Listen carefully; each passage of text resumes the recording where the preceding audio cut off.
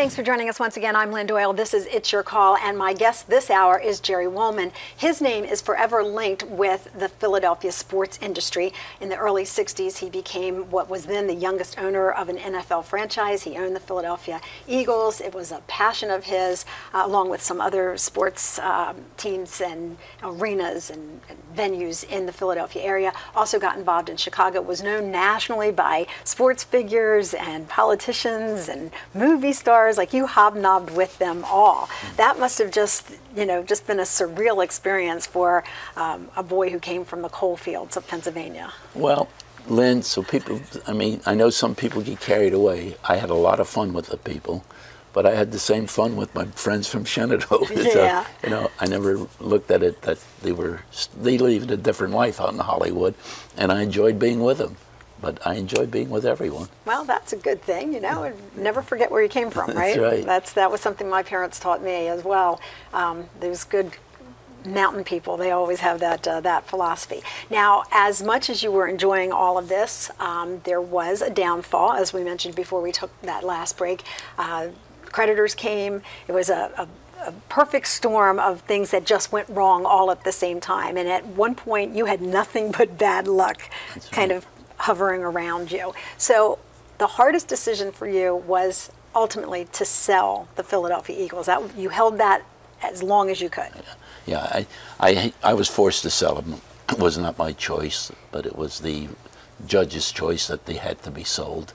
And I had to sell them. It was probably the two toughest things in my involvement in sports was selling the Philadelphia Eagles and having the tear the spectrum down. Yeah. The two worst things in sports. And we should point out that you sold them to Leonard Toast. To Leonard Toast. Right, who was a beloved owner for a while. They all go through that, right? He went through some tough times. Yeah, he did. What do you think of professional football now?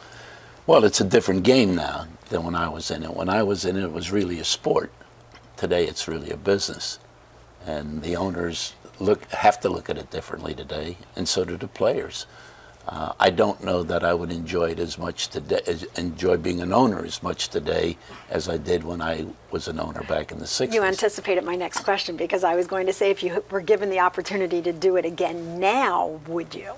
Well, a few years back, about I guess 9, 10 years ago, I put a group together and I tried to buy the Washington Redskins when they were for sale. And it wasn't that I was really interested in the Redskins, but I thought if I could buy a team then, I would be able to trade the owner in Philadelphia for the Redskins, because I didn't care about being with all the politicians, and I was hoping he would. But my bid failed. There was a higher bid. Okay, so what would you say would be a way to characterize the life that you've led? You've seen it all, you had it all, you lost it all. So how do you define it? I think I've had a storybook life. I really do. I guess I have very few regrets, but I do have some. But out of all this, there's come some really wonderful things. It's the closest. I'm married to another young lady, been married now 25 years, and she's the love of my life.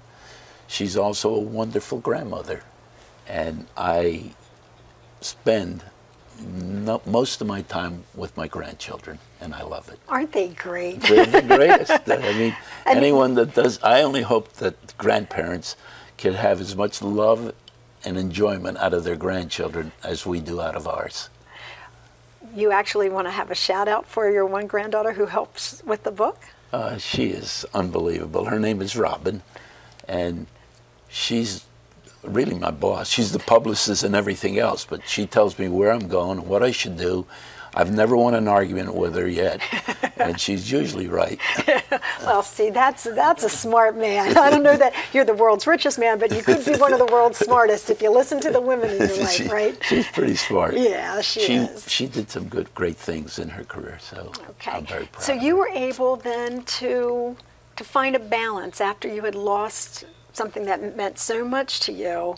You were able to get back into it and have a comfortable life, and you're happy with it? It started really, I have two wonderful children. I have a son and a daughter, and they've done things for me that are just unbelievable, and the closeness, and they were not materialistic. They never expressed any disappointment about losing everything we had, and we've remained close. And I went back into business.